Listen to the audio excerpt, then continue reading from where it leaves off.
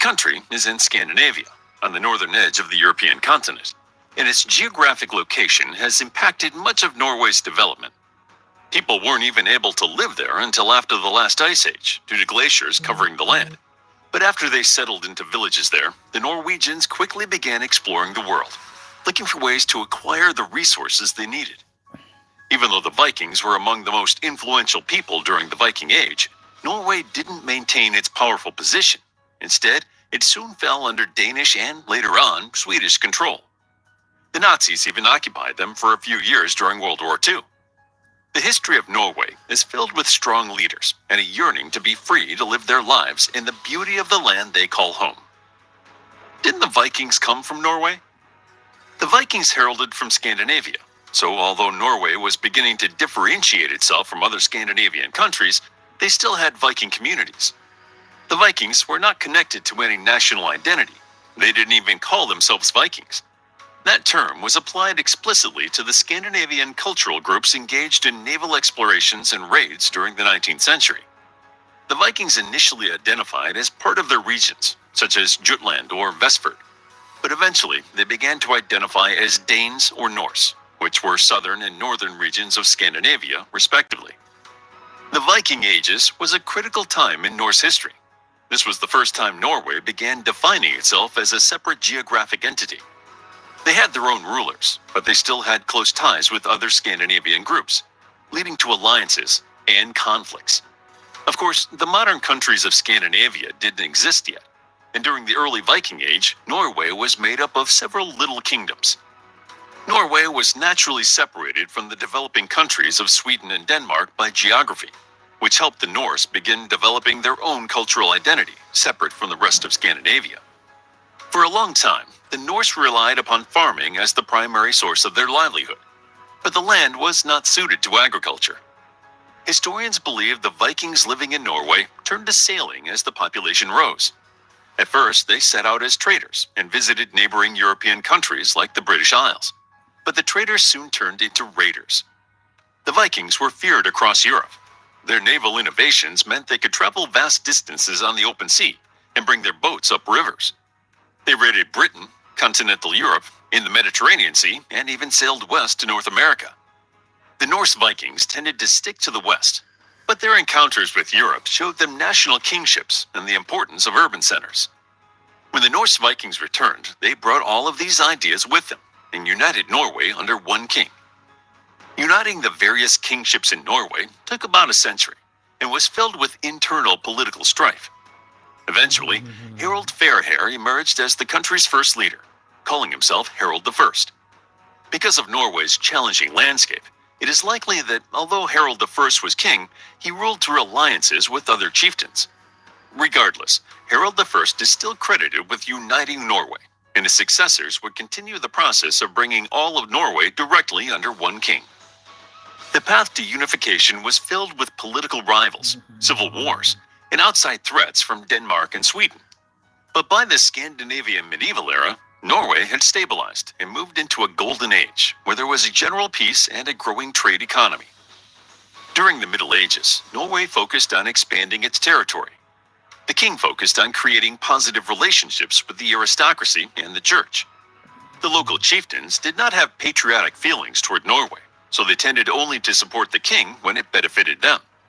Controlling this large country without the cooperation of the local leaders was difficult, so the king was constantly striving to strengthen his relationship with the aristocracy. Local chieftains became lenmen, meaning men of the land. In return for their loyalty, they received part of the royal lands. Chieftains who did not become landmen were driven out of Norway or killed. So the king was finally able to secure the loyalty and cooperation of the aristocracy. The Norse king also focused on cultivating a positive relationship with the church. The king was a major force behind the Christianization of Norway, encouraging conversion and building churches, and he soon became the head of the church and its primary protector. Of course, the king was also focused on controlling the large peasant population. They needed security, and he provided that by upholding the laws and providing military protection. In turn, the peasants provided the king with things like labor, food, ships, and weapons. This exchange would lead to the creation of a conscripted army and an impressive naval force. Unlike other European countries at the time, the peasants of Norway were not serfs, but instead they were free men. Their political opinions were of vital importance to the country, and there were two different assemblies that they participated in, the Althing and the Lagting. The Althing has prehistorical origins, and it was a local body sprinkled across the towns and countryside to handle judicial matters and common political interests. It also hosted special legal ceremonies where the king and the peasants exchanged pledges. The king organized the Lagting as a representative assembly for a specific area of the country, dealing with political issues that concerned multiple communities, high judicial matters, and the ratification of laws. For part of the Middle Ages, Norway enjoyed general peace and prosperity. Still, when the Black Death hit in 1349, they saw a sudden drop in the population. Farms were abandoned, and an economic crisis shook the nation to its core. Outside investors began to settle in Norway, drawn in by the population decline and the economic opportunities in the fishing and timber industries. Tension grew between the native workers and the independent traders, especially those from Germany, and violence between the groups was common. Although the towns were now developing and were more connected with the outside world, the German merchants still prevented the development of a Norwegian middle class and drained many of the profits of trade away from the country. It seemed like Norway's golden age was over. How did Norway come under outside dominance? Throughout their golden age, Norway had become entangled with the royal families of Sweden and Denmark through marriage. These alliances had been helpful at the time, but the trouble began in 1375, when King Valdemar IV of Denmark died. The Norwegian Prince Olaf II inherited the throne, bringing the two countries together under one ruler for about 400 years. In 1397, Sweden also joined, and the Kalmar Union turned the three Scandinavian kingdoms into one. The project was utterly Danish. Denmark was the strongest of the three, but Sweden eventually declared its independence and broke away from the Kalmar Union in 1523, becoming entirely liberated in 1570. This exit left Denmark and Norway united. Denmark was leery of Norway trying to follow Sweden's example, so they decided to turn Norway into a Danish province. They disposed of the Norwegian National Council in 1536, imposed Protestantism, and attempted to enforce cultural assimilation. Historians are divided on whether or not this time under Denmark's rule was beneficial for Norway. Some historians believe it gave Norway time to grow economically, ideologically, and socially. However, other historians think that Norway would have grown anyway, and instead they believe Denmark held Norway back from achieving its full potential during the 1500s. Norway calls the period between 1500 and 1800 the time of the Union, and they grew economically and in population. Trade continued to grow as the demand for fish, timber, and iron increased, as other European countries discovered new lands and Norway began importing corn and some finished products. However, the time of the Union was not beneficial for other parts of Norway's development. Their industrial development was delayed because they were not in a good position to produce their own finished products. Also, this time in European history was filled with wars, and although Norway was not directly involved in any major conflicts, Denmark exploited the Norwegians by using them as workers and soldiers to strengthen the Danish position in Europe. In addition, many of the elites in Norse society at this time were outsiders, such as German or Danish people. The Norse people tended to be lower class, and many battled poverty. They rented farmland and usually had to work multiple jobs to take care of their families, although land ownership improved when the Norse king, who was under the Danish king's control, decided to sell royal land to pay debts and provide cash for the monarchy. The increased available land turned many Norwegian peasants into freeholders, which elevated their position slightly. Despite the somewhat better prospects for the Norse people, they were still under Denmark's rule, and they began realizing how very dangerous that was for their country's future development. How did Norway finally become independent? Although Denmark was the most powerful of the three Scandinavian countries, Sweden still had imperialistic dreams of its own. But the balance of power didn't change until 1625. Denmark continued to involve itself in European wars, and during the 30 Years' War, they suffered enough of a setback that Sweden began to take some of the Danish territories for itself. Also, the Danes continued to require Norway to provide soldiers. The Norse soldiers proved to be serious fighters, and their stories helped fuel Norwegian nationalism. Sweden wanted Norway to be part of their country, and as almost all of Europe became entrenched in the Napoleonic Wars, it seemed the perfect time to pull Norway away from Denmark. Sweden sided with Great Britain, but Denmark sided with France, which led to a British naval blockade that separated Norway from Denmark, making it difficult for Denmark to control the Norse people. Norway struggled to get the imports it desperately needed, like food, and the country's fate seemed to hang in the balance of the war. Great Britain and Russia promised Sweden that they would give it Norway for its help in the Napoleonic Wars. After some political disagreements, Norway joined Sweden in 1814 with a new Norwegian constitution, which became the foundation for modern Norse political life. It built a government with a king, an assembly for legislature and taxation called the Storting, and a separate judicial system. Norway was joined with Sweden for about 90 years, but the constitution made it clear that although the two countries were joined, Norway had finally achieved independence. With their new independence, Norway began to recover economically and enjoyed a growing population again. Industry began to take off, and Norse entrepreneurs began creating finished products instead of importing all of them. The Norwegian government also invested in infrastructures like roads, postal services, telegraph networks, harbors, steamboats, and railroads. However, this progress was inhibited by Norway's union with Sweden, which, despite claiming otherwise, viewed Norway as inferior. The Norse people were done with foreign oppression. They were proud of the national identity they had created, despite years of foreign rule, and were ready for true independence. In 1905, they finally managed to break away from Sweden and establish their own free country.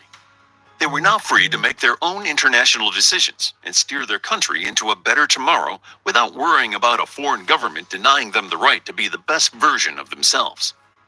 How would you like to get a deeper understanding of history, impress your friends, and predict the future more accurately based on past events? If this sounds like something you might be into, then check out the brand new Captivating History Book Club by clicking the first link in the description. To learn more about the history of Norway, check out our book, History of Norway, a captivating guide to Norwegian history. It's available as an ebook and paperback. If you enjoyed the video, please hit the like button and subscribe for more videos like this.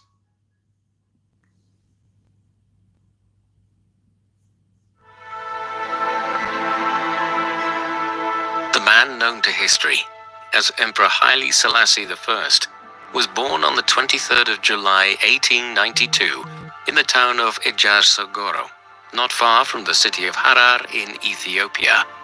He was given the name Lij Tafari Makonnen in his youth. Lij simply means child of, while Tafari means one who is respected or feared. Makonnen was his father's name, and so, as he was growing up, he was known as the child of Makonnen, who is greatly respected.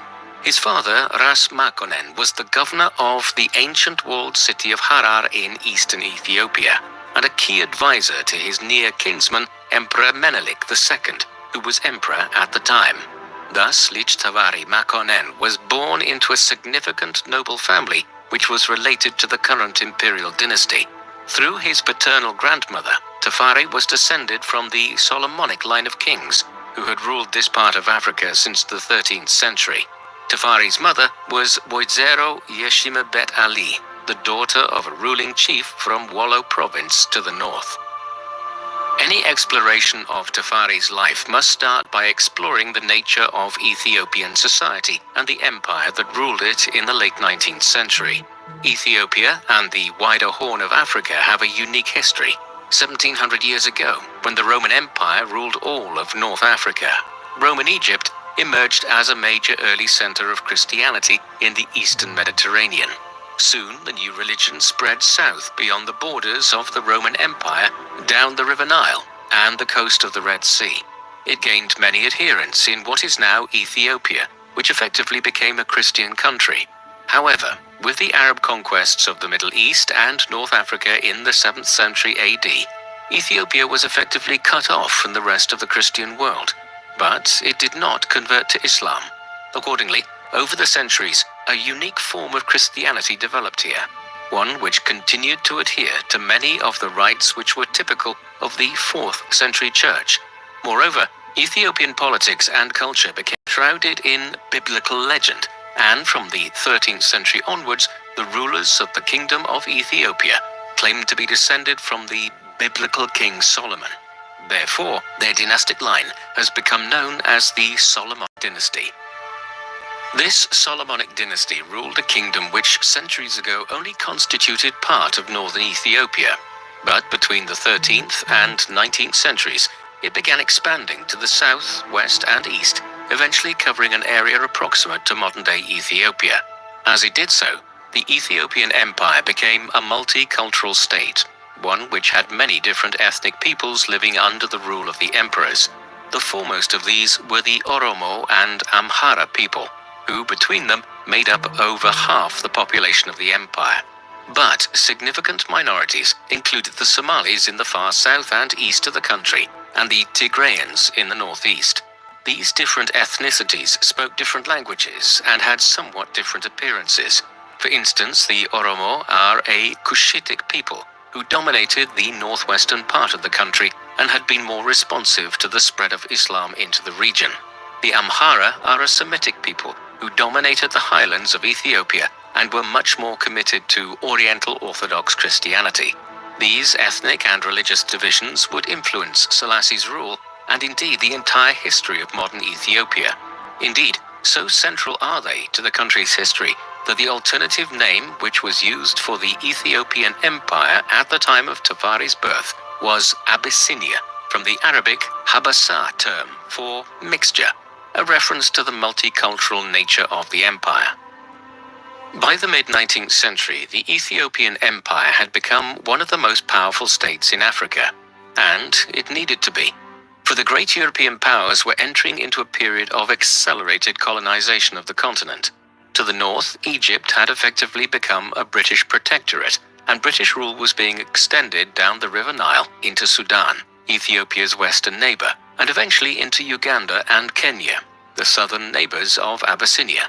To the east of Abyssinia, along the coastline of the Horn of Africa, a number of European powers acquired territory through treaties and military intervention in the years leading up to Tafari's birth. The foremost of these was the Kingdom of Italy, which acquired the colonies of Italian Somaliland and Eritrea in the 1880s, comprising most of the modern-day countries of Eritrea and Somalia. The British and French also carved out small enclaves in northern Somaliland. In the end, nearly all of Africa was annexed by the European powers in what has become known as the Scramble for Africa. However, Abyssinia avoided this fate, in large part because Emperor Menelik II, who came to power in 1889, began a program of modernization. He established Addis Ababa as a strong new capital in the center of the empire and developed an alliance with the Russian Empire from 1893 onwards. Through this, the Russians sent military advisors, scientists, and economists to Abyssinia to advise the country on how to modernize its government, economy, and military, with a view to withstanding encroachments by the Italians, British, French, and others. Thus, when Tafari was born in 1892, a new era of Ethiopian history was beginning. As a son of a major Ethiopian noble, Tafari was afforded honors from a young age. For instance, when he was just 13 years old, he was given the title of Dejazmach of Garamulata, an administrative region near the city of Harar. Dejazmach literally means keeper of the door, and shows that he was a protector of sorts of the region, while still barely a teenager. Yet there was little sign at this time that he would ascend to a position of imperial authority, for despite the fact that he was related to the imperial family, Emperor Menelik II had a clear line of succession in place. He had two daughters, Sharega and Zewditu. Through these, Menelik had several grandsons, one of whom, Lij Iyasu, the son of Sharega, was eventually designated by Menelik as his successor. Meanwhile, Tafari's youth also saw a concerted effort by the Kingdom of Italy to connect its two colonies of Eritrea and Somaliland by conquering Abyssinia. In 1895, the Italians invaded Abyssinia, but Emperor Menelik's modernization efforts proved beneficial, and the short-lived First Italo-Ethiopian War ended a year later in 1896, when an Italian invasion force of some 15,000 men were decisively defeated by a much larger Ethiopian army of upwards of 75,000 at the Battle of Adwa. With this, Abyssinia's independence was secured for a generation. In his teenage years, Tafari was promoted further within the empire. In 1907, for instance, he was appointed as a governor of the province of Sidamo in the south of Ethiopia. He sired a daughter during this time, the future Princess Romanwalk, though the identity of her mother is not entirely certain. In 1911, he married Menen Asfau, also a member of the imperial family. This was around the time when Emperor Menelik II, who was nearing his 70th year, became increasingly more incapacitated due to a series of strokes he had suffered. He eventually died in 1913, leaving his 18-year-old grandson Lichu Yasu as the emperor designate. Yasu had been serving as de facto emperor for some time by 1913, on account of his grandfather's illness. Under such circumstances, this might have allowed him to solidify his position in advance of the emperor's death, but instead the direct opposite had occurred. Yasu had found himself increasingly opposed by the Council of Ministers which his grandfather had established, and even by his own aunt, Menelik's younger daughter, Princess Zewditu. Thus, when Menelik finally died in December 1913, the Council of Ministers and the princess suppressed news of his passing and did not confirm Yasu as the new emperor. He was left to enjoy some semblance of power in the months that followed, but his accession would never be proclaimed, and he would never be given an imperial name. There were multiple reasons for this opposition to Yasu. Firstly, in the final years of Menelik's reign, the young prince had shown himself disinclined to the kind of administration and management which was necessary for the ruler of a rapidly modernizing empire. Secondly, and more importantly, there were concerns that he was disposed to Islam over the Christian faith, which was central to Ethiopian political life. The latter issue was unacceptable to the Council of Ministers, and when rumors that Yasu had converted to Islam mounted in the mid-1910s, they moved to depose him as emperor in the autumn of 1916. He was placed under arrest and would spend the rest of his life, down to the mid-1930s, in detention. Following his removal from power, Zewditu was proclaimed as Empress of Ethiopia. But with the succession now unsure, it was decided that her cousin, Lij Tavari Makonnen, the future Emperor Haile Selassie, would be appointed as her regent and designated successor. Evidently, Tafari's tenure as a regional governor of several provinces in the late 1900s and into the 1910s had been successful, and he had weathered the political intrigue of the years of Yasu's brief reign very well. Thus, the stage was set for Tafari to one day succeed Zewditu, who was entering her 40s when she became empress and did not have any other clear successor. In the years that followed, a clear delineation developed within the government of Abyssinia between Empress Zewditu and the regent Tafari. She was a traditionalist and a conservative ruler, while he was following the path hewn by Emperor Menelik II in wishing to modernize Ethiopia. In theory, the empress was by far the more powerful figure, but her position was weaker than any of her predecessors as ruler of Abyssinia, for the simple reason that she was a woman in a society which prioritized male rule.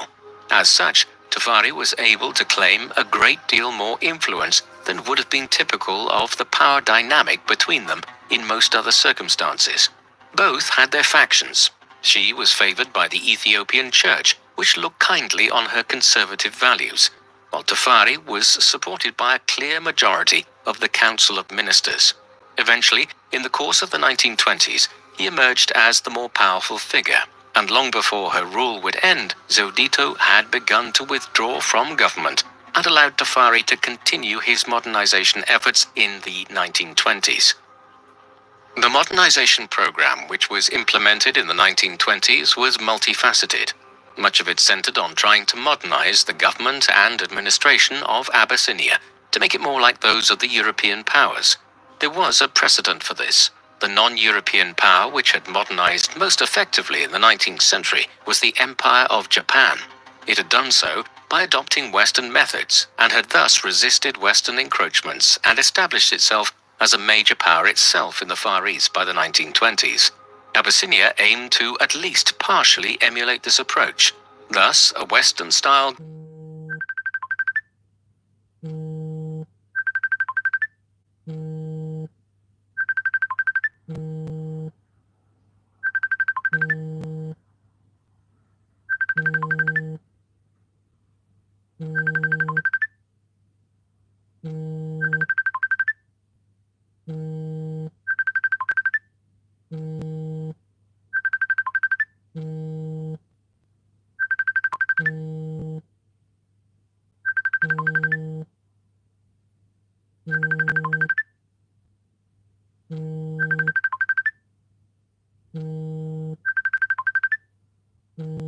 government was established by Tafari, one with ministers responsible for individual aspects of governance. In tandem, there was a move away from the feudal nature of Ethiopian government to a political system where individuals were promoted based on their abilities rather than their noble rank. Finally, Abyssinia applied for membership in the newly established League of Nations, a forerunner of the United Nations. It became a member in 1923, one of the few non-Western nations to ever become a member of the League. Even more significant were the attempted economic and social reforms which were introduced during the reign of Empress Zewditu and the regency of Tafari. Already the first electricity grids had been introduced to Addis Ababa in the mid-1910s, and this was expanded outwards in the 1920s. At the same time, efforts were initiated to begin linking the main cities with roads and eventually railway lines. The telegraph and other communication systems, which had become commonplace in the Western world in the second half of the 19th century, also finally arrived to Abyssinia, albeit in a limited fashion. The National Bank of Ethiopia was founded in 1927 to bolster the economy, and excessive lending rates were prohibited. Perhaps most importantly, the judicial system was overhauled with the Feta Negast law code, a legal system which had been used in Ethiopia for centuries and which imposed brutal punishments for moderate crimes, such as the loss of a hand for being found guilty of theft, was gradually phased out in favor of a Western judicial system based on elements of the civil and common law. But there was a major backward element to Abyssinian society which remained. Slavery was still widespread here, a century after it had been prohibited throughout much of the Western world. Tokenistic efforts were made to end this in the 1920s as the Western powers criticized the retention of the system in Ethiopia. But Tafari was unwilling to commit to any major efforts to eliminate it from Abyssinian society at this time. Meanwhile, Tafari's international reputation was growing, and by the end of the 1920s, he was increasingly viewed as the face of Abyssinia on the world stage, rather than the empress. Much of this was owing to numerous trips abroad and state visits. For instance, in 1924, he undertook a tour of numerous foreign capitals and major cities with other members of the extended imperial family and the government. This was a fact-finding mission as much as anything else, as Tafari and others sought to gain from direct experience of the Western societies they were attempting to emulate. The Abyssinian delegation, with its ostentatious displays of wealth and court ritual, made a significant impression in London and Paris, where Tafari met King George V and the French Prime Minister Raymond Poincaré. Another significant goal of this foreign tour was to try to convince the British and French governments to provide Abyssinia with access to the Red Sea by surrendering some territory in its colonial enclaves in Somaliland. Elsewhere, in the Middle East and North Africa, Tafari was greeted warmly as the all-but head of state of virtually the only African nation which had withstood European colonization in the 19th century. All of this ensured that, before he would ever become emperor, Tafari was well established on the international stage. By 1928, Tafari's position at home in Abyssinia was such that the empress could not but promote him ever further. By this time, he had monopolized power within the Council of Ministers, and, more importantly, had also moved to secure the loyalty of the heads of the military and police forces. Thus, on the 7th of October 1928, he was crowned as Negus, an Abyssinian title equivalent to a king, though still below that of emperor or empress. This replaced his earlier honorific of Ras, which had signified his position within the imperial line. In the months that followed, tensions began to brew between the Empress's faction and that of Tafari, ultimately culminating in January 1930 in the outbreak of a borderline civil war between Tafari and Gugsewella, the Empress's husband. He not only wished to reassert his wife's authority within the empire, but now had designs of replacing Tafari as the head of the government and having himself crowned as emperor. Gugsewella's rebellion culminated in a major meeting of his forces and the supporters of Tafari at the Battle of Anchem on the 31st of March 1930. But with their superior Western armaments and methods, which included the use of modern aircraft, Tafari's supporters quickly defeated Gugsewella's army. He himself was killed in the fighting. Then, in a seemingly unconnected development, the Empress died of natural causes just 2 days later, clearing the way for Tafari to claim absolute power in Abyssinia after years of dual rule between him and the Empress. A mourning period of over half a year was imposed following the passing of Empress Zewditu, but at last on the 2nd of November 1930, Tafari was proclaimed as the new emperor of Abyssinia and crowned that same day at the Cathedral of St. George in Addis Ababa. Emissaries from many Western nations attended the event, and Tafari featured on the cover of Time magazine that November. He also adopted a new name and title. The title he obtained was now Negusa Nagast, the King of Kings, while his imperial name would be Haile Selassie. Haile means power of, and Selassie means Trinity, so the name Haile Selassie effectively means the power of the Trinity. However, as we will see later, the former name he bore for much of the 1920s, Ras Tafari, was to gain currency again in later years and become increasingly well-known globally. More immediately, in the early 1930s, just after his accession as Emperor Haile Selassie I, the new ruler of Ethiopia quickly oversaw the introduction of Ethiopia's first modern constitution in 1931. This provided for the establishment of a bicameral legislature, with a parliament and an upper house of lords, with whom the emperor would share power.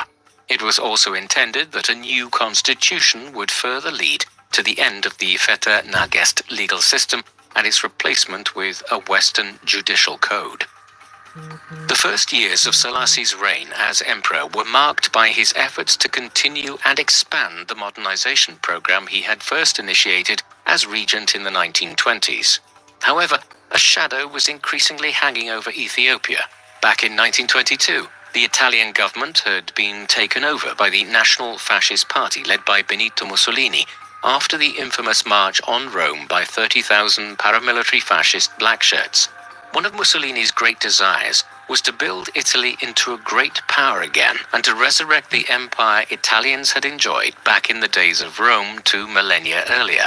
To that end, in the 1920s, he had engaged in a series of aggressive actions, initiating a brutal war of conquest in Libya, which had been a nominal colony of Italy's since 1912, as well as bombing the island of Corfu during a dispute with the Kingdom of Greece, annexing the city of Fiume in what is now Croatia and establishing a protectorate over Albania through a series of treaties in the mid-1920s. With these advances made, in the early 1930s, Mussolini's attentions turned to the Horn of Africa, where he increasingly wished to correct what he deemed to be an historical failing of Italy's, its loss to Ethiopia in the First Italo-Ethiopian War back in the 1890s. If Abyssinia could be conquered, it would also make a continuous colony of Italy's lands in Eritrea, Ethiopia, and Italian Somaliland, in turn making it the predominant colonial power in the Horn of Africa.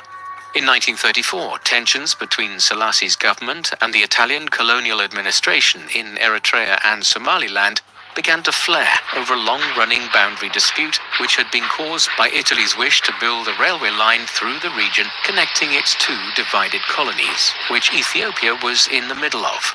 This had culminated in Italy building a military fort at Walwal in eastern Ethiopia. In December 1934, the Italian presence here was challenged by Selassie's government when Abyssinian troops were sent to Walwal. On the 5th of December, this led to violent engagements between the Italians and the Ethiopians. resulting in dozens of deaths on both sides. An international diplomatic standoff followed, now known as the Abyssinia Crisis. In early January 1935, Selassie's government protested to the League of Nations. Months of diplomatic toing and froing would follow, but essentially the British and French governments, who were best placed to act as intermediaries, were unwilling to block Italian aggression at a time when they were trying to win over Mussolini as an ally in Europe in the face of the rise of the Nazis following Adolf Hitler's seizure of power in Germany in 1933. Consequently, while negotiations followed for months, it eventually became clear to Selassie's government that the Italians were intent on using the Walwal incident in December 1934 and the ensuing diplomatic standoff as an excuse to declare war on Abyssinia, and that the League of Nations was not going to take any effective measures to try to stop Mussolini's aggression. The Second Italo-Abyssinian War commenced on the 3rd of October 1935, when the Italian general Emilio de Bono crossed over the border from Italy's colony of Eritrea into northern Ethiopia with tens of thousands of Italian troops. There was no formal declaration of war. This was to be one of the most significant conflicts globally during the interwar period between the First World War and the Second World War, eventually involving hundreds of thousands of troops and personnel on both sides. It would last for just over a half a year. The sides were evenly matched throughout, though. While the Ethiopians were numerically superior, despite the best efforts to modernize their army since the 1890s, their forces were still resoundingly based on mass infantry divisions. For instance, Selassie's government had just a handful of tanks, and the Ethiopian Air Force consisted of little more than a dozen planes. By way of contrast, Mussolini's government was eventually able to deploy hundreds of tanks in East Africa, as well as massive artillery barrages and a significant Air Force presence. Thus, while the Italian army would be shown in later years to be enormously deficient in European terms, the war, which was initiated in the autumn of 1935, was clearly a David versus Goliath type conflict, in which the Italians had the upper hand in a way which they had not back in 1895, when the First Italo-Ethiopian War was launched. In response to the invasion of Abyssinia, the League of Nations sanctioned Italy on the 7th of October 1935, 4 days after the initial incursion by de Bono's troops. The two primary countries within the League to whom the responsibility fell for challenging the Italian government's actions were Britain and France, who were the foremost colonial powers across the African continent and who had colonies nearby themselves in Somaliland, and all across Ethiopia's western and southern borders in Sudan and Kenya in the case of Britain. Yet, while the conservative-led national government of Stanley Baldwin in Britain campaigned on and won an election in November 1935 on the premise of supporting the League of Nations and its mission, Baldwin's government almost immediately capitulated to Italian aggression. Within days of arriving in office, the new British Foreign Secretary Samuel Hoare was engaged in talks with his French counterpart Pierre Laval, who was also the French Prime Minister at the time, about how the war could be quickly brought to an end. Here, the desire to appease Italy and prevent it from drifting closer to Nazi Germany was paramount, and the Hoare-Laval Pact, details of which were leaked by the British press in early December, effectively outlined a plan whereby Abyssinia would lose roughly half of its territory to Italy, allowing the Italians to connect their colonies of Eritrea and Somaliland. This was completely unacceptable to Selassie's government and a complete betrayal of the mandate of the League of Nations. Outrage followed. Hoare resigned as British Foreign Minister, and ultimately the revelation of details of the pact brought to an end any efforts to find a diplomatic solution to the conflict.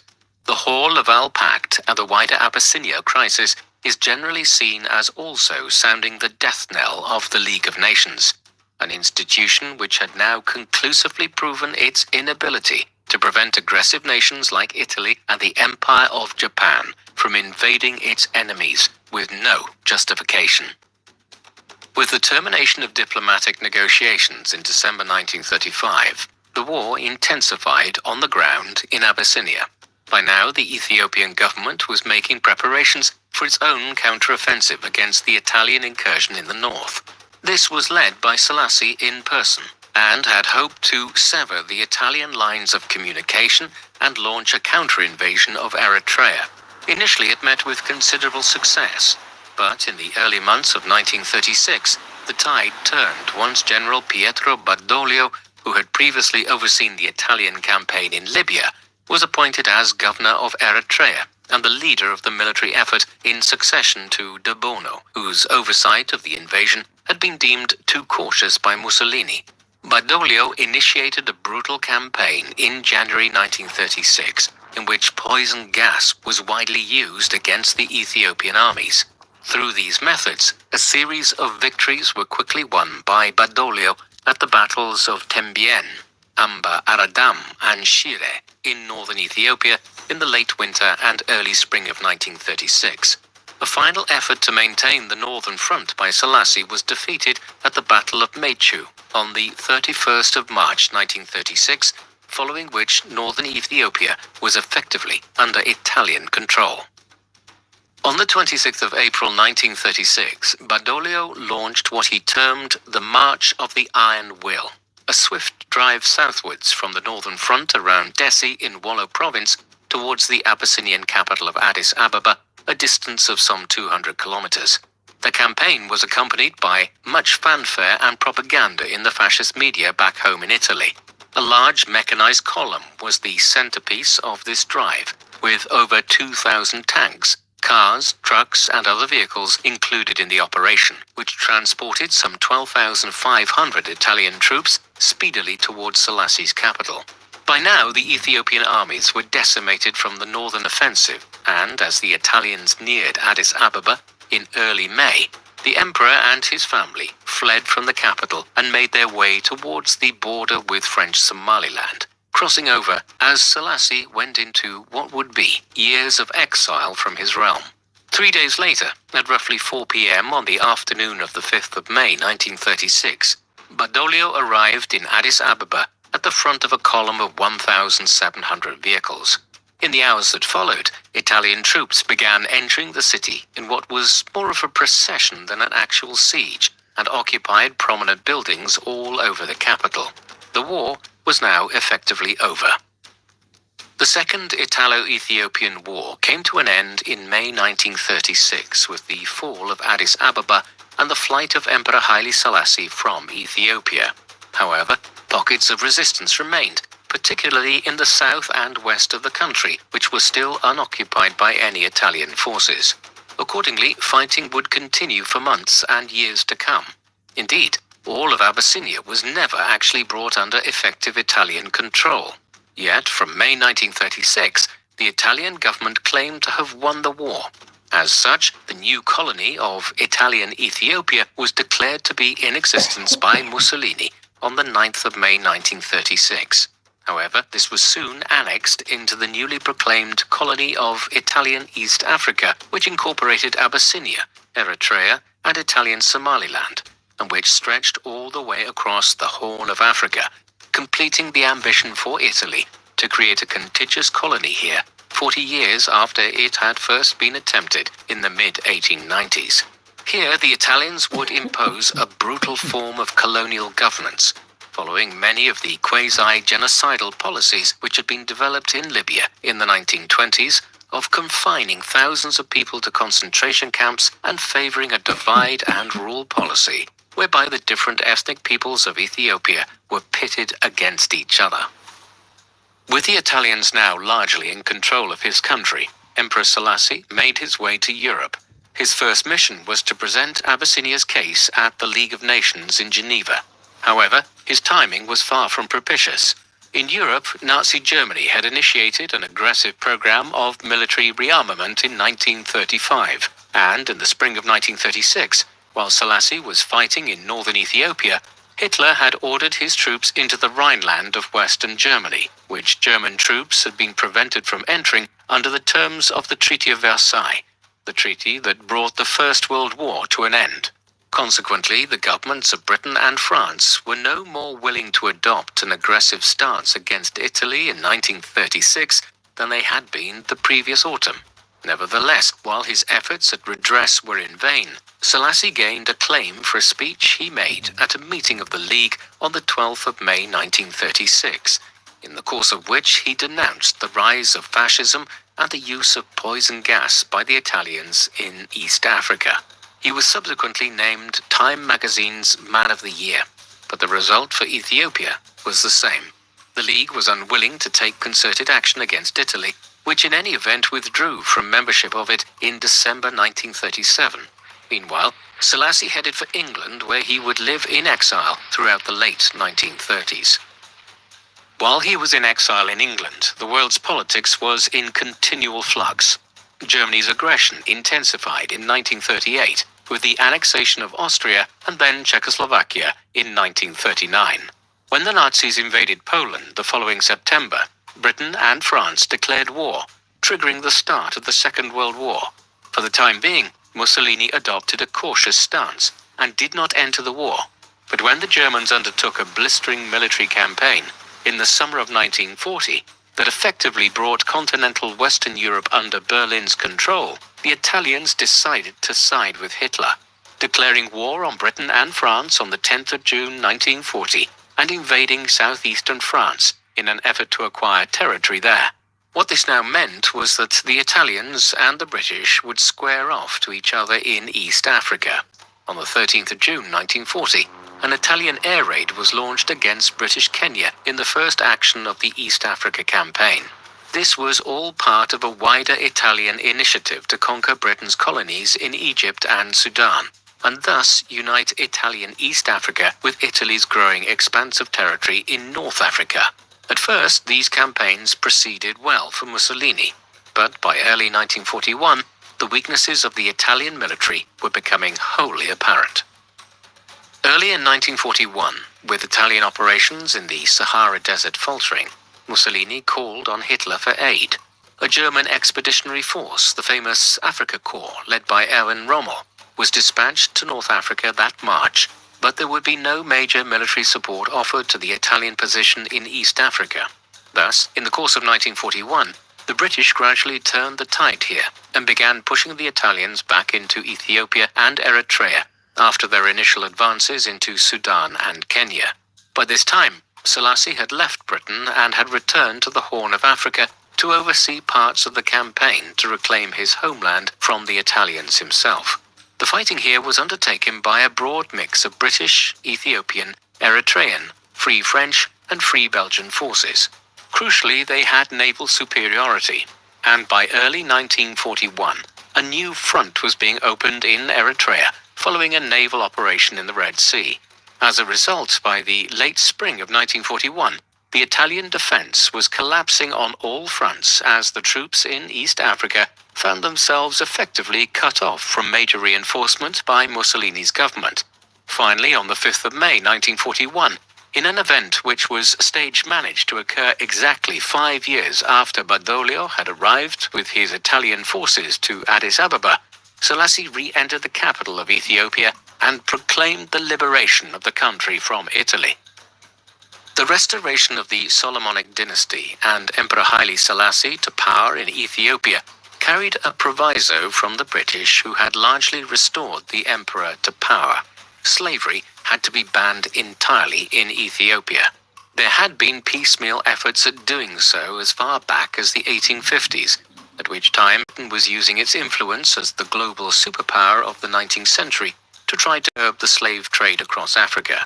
These had intensified under Emperor Menelik II and during Selassie's time as regent back in the 1920s, but slavery had never fully been eradicated in Ethiopia and was still a feature of Ethiopian society when the Second Italo-Ethiopian War was initiated in 1935.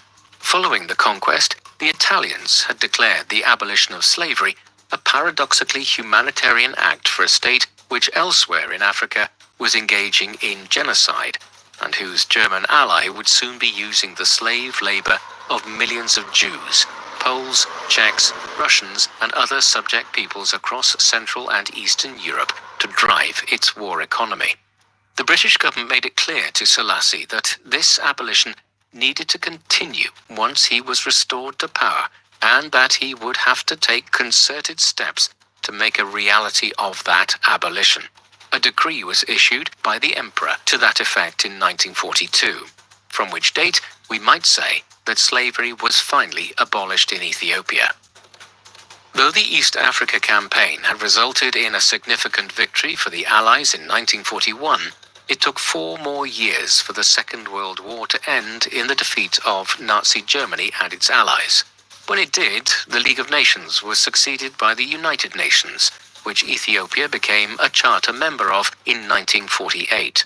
Selassie had gained favorable consideration for his nation when it came to the settlement of East Africa in the aftermath of the conflict, when the Ogaden region was granted to Ethiopia, a region which had long been disputed by the Italians, British, and Abyssinia prior to the war. Selassie's main concern during these years was to continue the modernization of his country.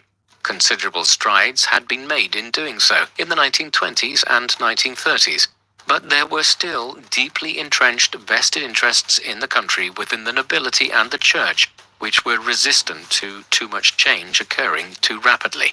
Selassie was determined to accelerate the pace of change as the war came to an end in the mid-1940s.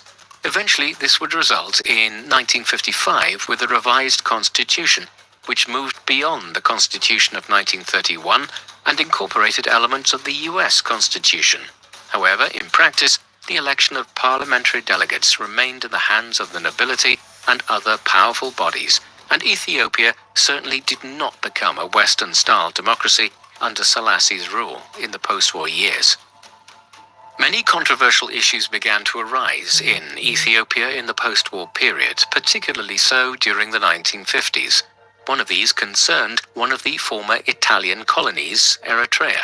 This small northern neighbor of Ethiopia's had been placed under British administration following the conclusion of the East Africa Campaign in 1941.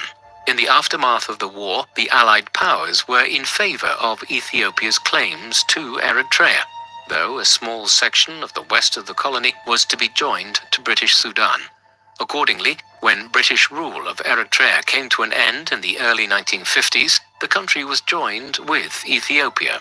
But this was to be a federal union in which Eritrea retained its own identity and had certain devolved powers held in the hands of its own government.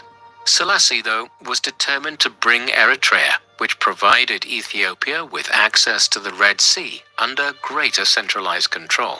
To this end, in 1962, he dissolved the independent Eritrean parliament and annexed the country. By that time, the Eritrean Liberation Front, or ELF, an independence movement, had launched an armed struggle against Ethiopian rule. The Eritrean War of Independence would continue for the next 30 years, with the conflict becoming a front in the Cold War as the ELF and other independence movements drifted into the Soviet bloc in order to acquire military aid from the USSR, Cuba, and others. The Eritrean War of Independence was not the only conflict which Emperor Selassie's government faced. Ethnic tensions were also becoming more severe in the 1950s and 1960s. Ethiopia is a nation with approximately 80 different ethnic groups. The empire had effectively been formed through conquest over several centuries, and this had resulted in many ethnic groups remaining unreconciled to the dominance of Ethiopia, above all by the Oromo and Amhara peoples, who made up over half of the country's population. Selassie himself was of Oromo descent. The solution, which was favored by Selassie and the Ethiopian government to this situation in the post-war period, was to foster the concept of ethnic federalism, whereby Ethiopia was divided into over a dozen major provinces in which different ethnicities predominated. However, rather than fixing the ethnic problem, this fueled it, ensuring that many Oromo, Amhara, Tigrayans, Somalis, and others continued to shape their identity around their ethnicities rather than their shared identity as Ethiopians. This was already causing unrest in the country during Selassie's reign, but as we will see, this has been compounded in more recent times. Of all the ethnic peoples of Ethiopia, those who were most antagonistic to the government were the Tigrayans. who constituted a sizable proportion of the overall population, roughly 7 or 8%, and were the dominant people in Tigray province in the north of the country. The antipathy of Selassie's government towards the Tigrayans was clear for all to see in the 1950s, as the imperial government persistently neglected the province despite mounting evidence of pressure on its resources and the possibility of famine as a result of the destruction of crops by locusts, drought, and disease, outbreaks of smallpox, typhus, and other high mortality illnesses. When Tigray eventually did enter famine in 1958, the central government in Addis Ababa did very little to try to relieve the situation, leading to tens of thousands of deaths.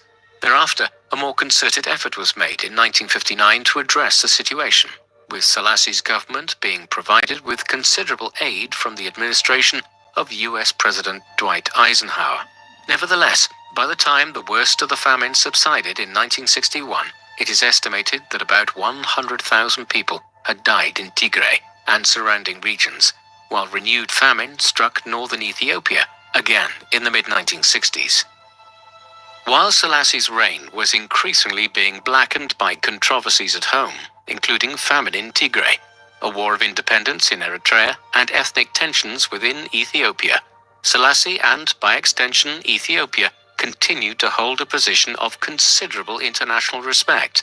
As one of the world's longest-serving heads of state, he was usually afforded a position of considerable preeminence at major international events, such as the funeral of President John F. Kennedy in Washington, D.C. in 1963, and of the former French President Charles de Gaulle in France in 1970.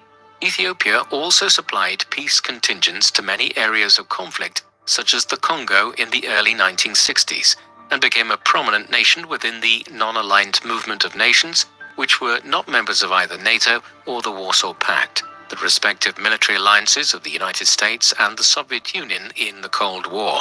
Perhaps most significant of all in terms of international diplomacy at this time was Selassie's leading role in the establishment of the Organization of African Unity in 1963, the forerunner of the African Union. The headquarters of the Organization of African Unity was located in Addis Ababa for many years, under Selassie's rule.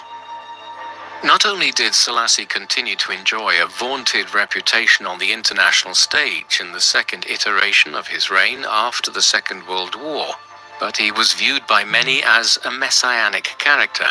In the 1930s, a new quasi-religion and social movement emerged in parts of Africa and the Caribbean, one which mixed elements of the Back to Africa movement, which proclaimed that people of African descent in the Americas would wish to return to the African continent now that slavery was at an end, and also Ethiopianism, a branch of Christian worship, which had arisen in the late 19th century amongst African Christians, one which looked to the Ethiopian church as a native Christian church within Africa, rather than having African Christians take their directives from European religious leaders in Rome, Canterbury, or elsewhere. This new movement combined specific belief in elements of biblical theology and a wide array of different social beliefs. It took its name from Selassie's regent title, dating from the 1920s, Rastafari. Thus, the new religion was known as Rastafarianism, and proponents of it viewed Selassie as a messiah, one who may be the second coming of Christ. These views must be understood in light of Ethiopia's position as the only African state which resisted colonial conquest in the 19th century. Selassie did not explicitly seek to be recognized as a messianic character within Rastafarianism, but he also did not attempt to refute efforts to exalt him in this way. Thus, as Rastafarianism gained in popularity in the 1950s in countries like Jamaica, Selassie took on an unusual significance for many people who had never been anywhere near Ethiopia. In contrast to the view of him within Rastafarianism as a quasi-messianic figure, Haile Selassie was actually becoming more oppressive at home in Ethiopia. The last 20 or so years of his reign saw the development of elements of a police state in the country. There were reasons for Selassie's increasing concern about the security of his position. In 1960, while the emperor was on a state visit to Brazil, elements from the Kebur Zabagna the imperial bodyguard, had attempted a coup d'etat back in Ethiopia. Led by the brothers Gerimane and Mengistu Newe, the insurrectionists had proclaimed Selassie's son and heir, the crown prince Asfar Wasson, as the new emperor. The prince appears to have been held captive, but how complicit he might have been in the coup attempt remains unclear to this day. In any event, after 4 days of violence in and around Addis Ababa in mid-December, resulting in over 300 deaths, the attempted overthrow of the emperor had been suppressed, and the leaders were killed. Nevertheless, the 1960 attempted coup was significant in the development of a more repressive authoritarian regime in Ethiopia under Selassie in the 1960s and into the 1970s. Hand in hand with the development of this more authoritarian streak in Ethiopian politics was a growing disdain for human rights in the country. In the 1960s, as student protest movements emerged and as communism gained favor in some circles, Selassie's regime dealt ever more frequently in mass arrests and the disappearance of political opponents. The press was widely censored, and intimidation of groups which questioned Selassie and the government was widespread by the 1960s. Compounding matters was the war in Eritrea, where the Imperial Ethiopian Army was engaging in civilian atrocities by the late 1960s. For instance, in December 1970, over 800 civilians were killed by Selassie's forces when they attacked the village of Ona. Moreover, at Hazimo in July 1967, over 170 men were killed by Ethiopian soldiers. Admittedly, some of these atrocities appear not to have been state-ordered, but the war in Eritrea was ultimately of Selassie's making. Unsurprisingly, by the early 1970s, despite the general positive view of Selassie internationally, civil rights groups such as Freedom House were declaring that Ethiopia was moving towards being a repressive authoritarian regime where human rights were being contravened. By the early 1970s, Selassie's rule and government was becoming increasingly unpopular among substantial sections of the population of Ethiopia. He still garnered support amongst traditional groups such as the church and the nobility, who had much to lose if the old imperial order was overthrown, but many others had no affinity for the ancient ruling dynasty. This disaffection was further compounded in 1972 by the onset of a new severe famine in Ethiopia. This time it was centered on Wollo province in the north of the country near Tigray. This was brought on by drought and was compounded by an inadequate government response and a failure to import extra foodstuffs and deliver them to the affected areas. It is estimated that between 40,000 and 80,000 people died in Wollo and the adjoining regions in the course of 1972 and 1973, while the competition for resources exacerbated ethnic tensions here between groups such as the Oromos, Afars, and Somalis. What was worse, news soon spread that, at the height of the famine, foodstuffs which were actually being successfully produced in Wollo were being exported out of the region to Addis Ababa and other parts of Ethiopia. Eventually, the unrest at Selassie's reign began to boil over. Perhaps this was unsurprising. In 1972, as famine was gripping Wollo, the emperor had turned 80 years of age. He had been in power, in one form or another, for over half a century, albeit as regent for the first 10 or so years, and with a hiatus between 1936 and 1941. The first signs of disturbance arose in January 1974, when garrison soldiers in the town of Negeli Borana mutinied over a lack of clean drinking water and poor paying conditions.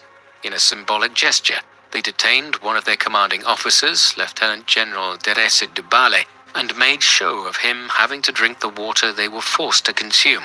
This resonated with many across Ethiopia, who were disgruntled at the rigid social structure which prevailed in the country, and the perception of there being an elite of individuals who were connected to Selassie's regime. In early February, as news of the mutiny spread, protests and insurrectionary movements developed across the country. Crucially, many elements within the military and the police services joined the disturbances. This augured ill for Selassie, whose grip on power, like any authoritarian ruler, could only be maintained so long as the military and security forces remained loyal. By early March, Selassie was under sufficient pressure that he made a number of announcements that political concessions would be made to make ministers and senior government officials more accountable to the parliament. Moreover, the 1955 constitution would be re-evaluated to see how Ethiopia's politics could be made more inclusive of different groups within the empire. Yet, these compromises failed to stem the tide of unrest. Instead, labor unions called for general strike action across the country in March 1974, and early in April, the significant Muslim minority in the country began agitating for greater religious freedoms. By that time, elements of the military were evidently in charge of much of the running of the government, and Selassie was losing control of the situation. However, it was not until June that the infamous Derg was set up. This was officially known as the Provisional Military Administrative Council and consisted of relatively low-ranking army officers and officials who effectively seized power in the summer of 1974. That summer, they began a campaign of arrests of prominent political figures and issued a manifesto of proposed reforms. Finally, on the 12th of September 1974, 44 years after he first became emperor, and nearly 6 decades since his accession to a position of preeminence in Ethiopian politics, the Derg deposed Emperor Haile Selassie.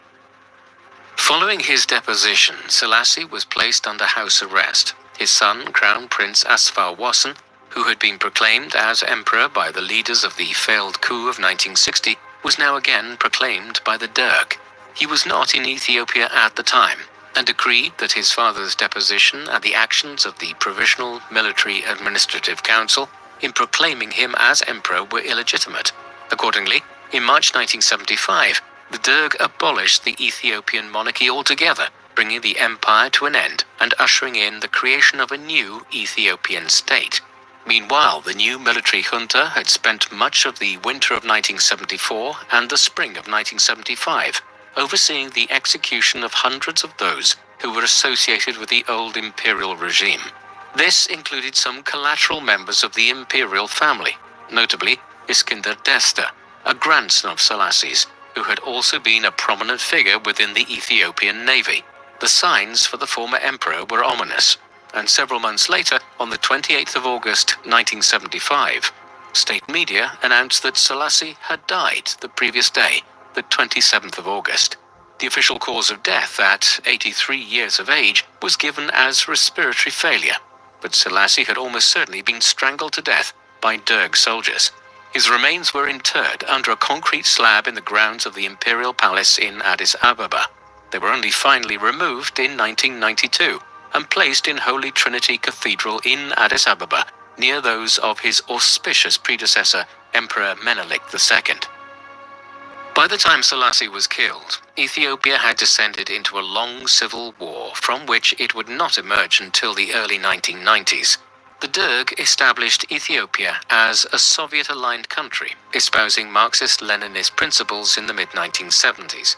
It was opposed by rival revolutionary groups such as the Ethiopian People's Revolutionary Party and the Tigray People's Liberation Front. Compounding matters was the ongoing War of Independence in Eritrea, and from 1977 onwards, a further regional conflict as Ethiopia found itself at war with Somalia over possession of the province of Ogaden.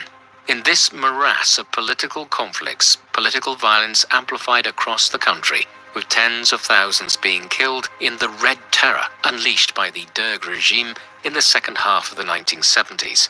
By the 1980s, the Ethiopian Civil War was made even more traumatic by the arrival of new famines, the biggest wave coming between 1983 and 1985, in which upwards of 500,000 people perished. The fighting only eventually came to a conclusion in 1991, once the collapse of the Soviet Union ended the flow of weaponry into the Horn of Africa. By the time it ended, nearly 1.5 million people had died from the combined effects of military conflict, disease, and famine. The end of the Ethiopian Civil War in 1991 brought about a brief respite from the country's woes. A new constitution was established in the mid-1990s, while Eritrea finally gained its independence after 3 decades of fighting. There were then efforts to create an ethno-territorial federal state, where different ethnic groups had control over different provinces of the country where they were dominant. However, renewed problems soon arose. A new war erupted with Eritrea in 1998. The initial fighting ceased in 2000, but border tensions and intermittent conflict have remained a perennial problem in northern Ethiopia. Internally, Ethiopia's efforts to resolve its ethnic tensions by creating a federal state have largely failed. In particular, the government's antagonism towards the Tigray minority in northern Ethiopia, which is a deep-rooted legacy of Selassie's time as emperor, has come to international attention in recent years. In 2020, the Ethiopian federal government effectively initiated a war against Tigray, one which is ongoing as of late 2022, and which has resulted in war crimes, mass famine, and behavior by the government which many international observers see as genocidal. Thus, while Ethiopia is viewed as having the potential to become a major economic and political power in East Africa, as Africa experiences considerable economic expansion in the 21st century, the structural problems of the country, which were not only left unresolved by Selassie, but exacerbated, remain a grave problem in the Horn of Africa. Emperor Haile Selassie was a paradoxical character in 20th century history. On the one hand, in the first half of his reign, he made major advances in modernizing Ethiopia even before he became emperor himself, while in the 1930s he emerged as a figurehead in opposition to the rise of fascism and brutality as the Italians invaded and conquered his nation. This reputation as a leading statesman was cemented in the aftermath of the Second World War, when he forged an independent stance on the world stage and was also well regarded for his suppression of slavery in Ethiopia. Overlying all of this is the most unusual position which he has acquired as a messianic character within Rastafarianism.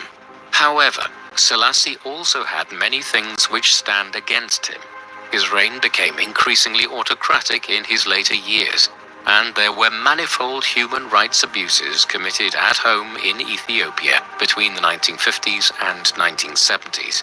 Eventually, these resulted in revolution and his overthrow. Additionally, his handling of Eritrea's position resulted in a war which persisted for 30 years and after Selassie's own time. However, perhaps Selassie's greatest crime was in failing to reconcile the ethnic and religious differences of his nation during his long reign as both regent and emperor, which lasted over half a century. This failure has cast a long shadow over modern Ethiopia and continues to create problems in the Horn of Africa today. What do you think of Emperor Haile Selassie? Do you think his deposition by the Italians in the 1930s created undue sympathy for him, which has caused popular opinion to overlook his own crimes? Please let us know in the comments section, and in the meantime, thank you very much for watching.